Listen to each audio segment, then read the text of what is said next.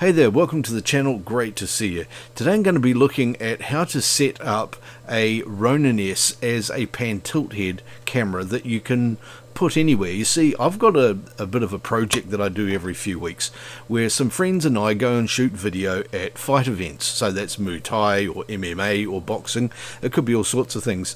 And what we do typically is we put 4 cameras around the ring, 2 of them are handheld and 2 of them are fixed mounted on the posts. And the 2 handheld ones, well, we want to upgrade them to a slightly heavier rig than what we've got, but it's quite difficult when you expect somebody to stand on the corner of a fight ring for 6 hours for 14, 15, 20 fights holding a fairly hefty camera rig. That's not something we really want to get the guys to do. So what I'm looking at doing is creating a pan tilt system, but I don't want one that has a very mechanical move, you know, where it's just smooth joystick operated kind of thing, because that just it doesn't look right. It looks like you're watching the game through a security camera. I want something that's quite reactive and gives you that really involved handheld look, and what I've come up with I think is going to work quite well. Now there are a few bits I need to make this work, and I've got them sitting here with me. The first of them is a camera. Now I'm using at the moment my A7S because I'm testing this out. So this is the Sony A7S II. It's a great camera and I've just got a kit lens on there. The next thing I've got is the Ronin S. Now this is a great gimbal. If you've seen these or used them before, you'll know how good they are. They really are brilliant, and I want to use this as the pan tilt head. I'm going to do that by mounting it on top of a stand like this with a pin on the end of it, except probably something heavier, but for right now I'm just going to use that stand so that I can show you how this works and we can test it out. The next bit of the puzzle is quite simply my iPhone, and I'm going to run the Ronin app on the iPhone to be able to use that to move the pan tilt head, and that's really cool how that works. You're going to enjoy that, so stick around for it. The last piece of the puzzle is letting the camera operators see what the camera is seeing. Now this isn't going to be a simple matter of putting them behind the camera, because it's going to be up on a post by the ring corner, probably elevated reasonably high, and they might be 5, 10, maybe even 100 meters away from the camera. So I need a solution that is going to let them see what it is that the camera is seeing that they're operating. Now to do that I'm going to be using the Blackmagic Video Assist. This can also record the output from the camera on here at the same time, and to get the video signal to that monitor I'm going to be using the MARS 400S Pro from Hollyland.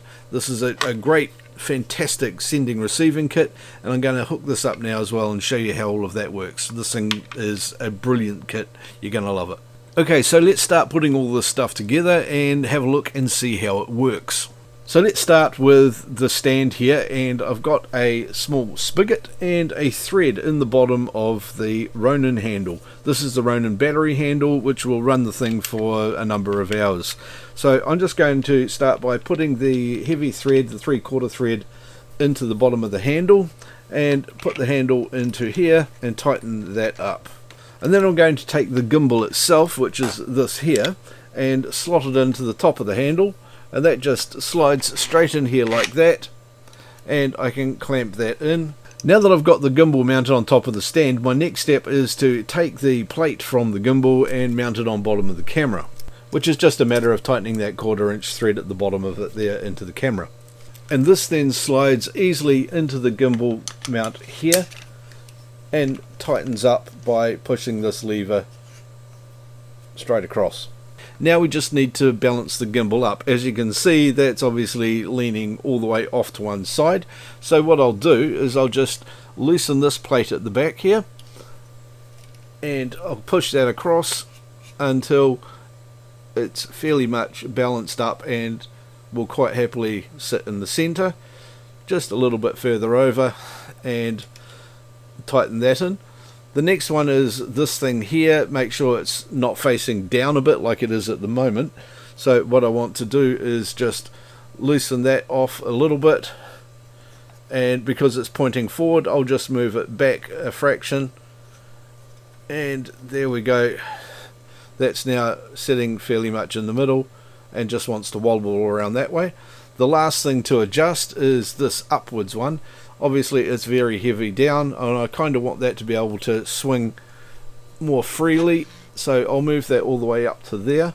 And now what that should do is just swing a little bit more evenly that way. This one here needs to come across a little bit, just a fraction, so that it's nicely balanced in the middle. But as you can see, this is fairly evenly balanced out now, and certainly good enough for our demonstration. The next thing I want to do is set up the monitor, and I'm going to do that on a separate stand. This is because these things are physically disconnected and are going to be a distance away from each other, so I want to show you how they are set up and work remotely. So here I've got another light stand and another spigot and the Blackmagic Video Assist. So I'm just going to screw the next spigot into the bottom of there and drop that into the stand and tighten it up. The last thing I need to do with the monitor is to set up the 400S Pro receiver sitting on top of that one, and I'm going to use a magic arm I've got here to do that. So I'll just put that into the 1/4" thread receiver on the bottom of here, and the other end of that just screws, I'm going to put straight into the top thread of the Video Assist here. And now I can just use the magic arm to put that where I want it. And finally the HDMI cable, which plugs into the HDMI in the monitor and the HDMI out of the Mars 400 receiver. So the receiver I just turn on by pushing the button at the back here, and on the Video Assist I can turn that on just by pushing the button on the side, and that will come up and show that it starts searching for the receiver. There we go, it's got the Hollyland on it that says receiver looking for a link.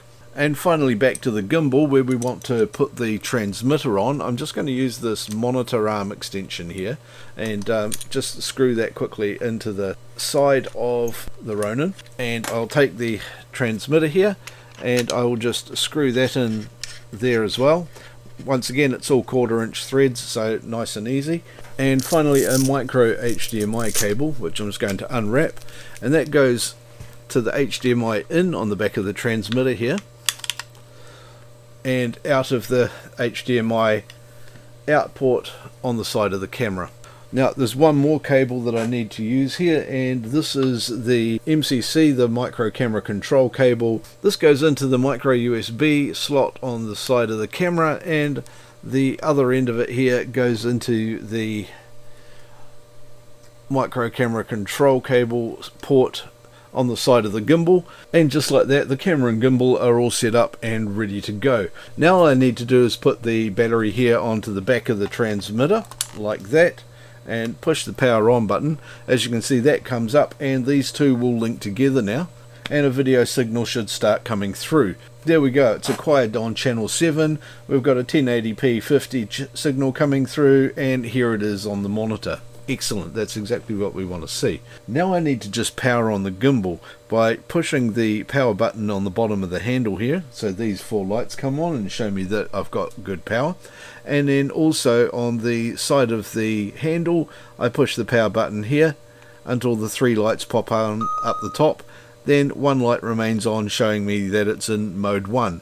Okay, now I've got all of this up and running. The gimbal with the camera on it here is all ready to go. I've got the monitor here, I've got the wireless video sender, and everything's all set up. The next thing is just to run the Ronin app that I've got sitting here ready to go on my camera. And I can click create, and that connects up to the Ronin, and I'm going to go Force Mobile. And Force Mobile is kind of fun.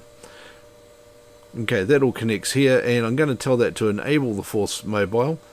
And what this lets me do is move the gimbal by moving my phone. Just rotating my phone and tilting my phone moves the gimbal around. This means that I can track, as you can see on the monitor here, I can track stuff in real time, and it gives me that great handheld look. So I can just swing it around and do all sorts of stuff with this.